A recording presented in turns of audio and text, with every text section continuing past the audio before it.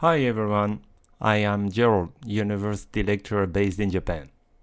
I am not hiding behind cherry blossoms, I just don't want you to notice how awkward I look when I'm talking to a recording device. This being said, we are in the profession of learning and thinking that is called education. Not in that of breeding corporation fodder for the so-called needs of the society or even more so-called needs of higher education. By the way, who decides about what higher education needs? In the current situation, it is most probably not the teaching staff, who are required to apply curricula including debilitating methods originating from industrial product quality management. Believe me or not, it is indeed. It is neither the students who are made to take term surveys about topics they don't even care about.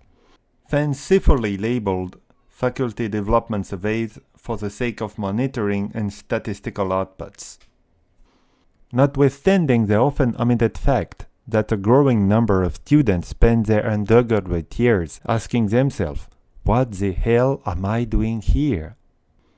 Universities do not build up or learn with demotivated people deprived of a relation or concern for its development.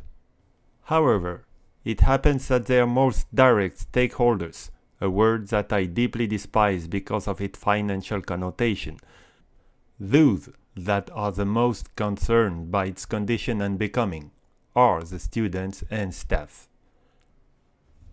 Then, what about the role of visual method into that?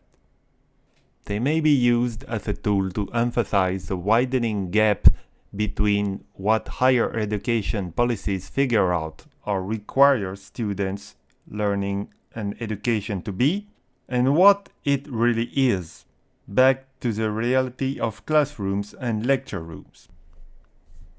Based on my personal experience, which is contextually limited and not necessarily valid elsewhere, I think that higher education policy develops in nearly total ignorance of the contemporary condition of students.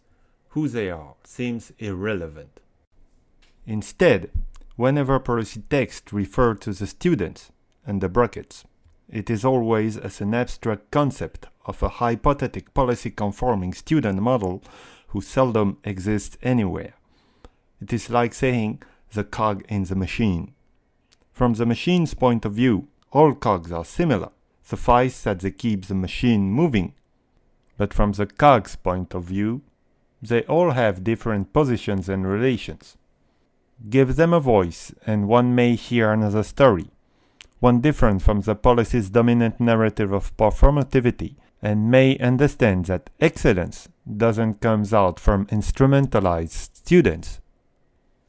It seems that we are strangely regressing to the conception of human formation of the early 20th century, when the human to be aimed at was just an abstract concept to which no living human ever matched.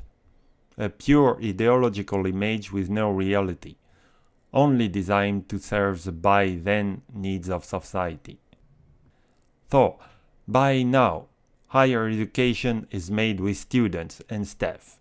They are its flesh and blood, its fundamental and indispensable components. Let them be seen and heard, to allow that the most concerned parties get the best of their opportunities to relate and learn together, and to ensure that the university remains a place of learning and thinking.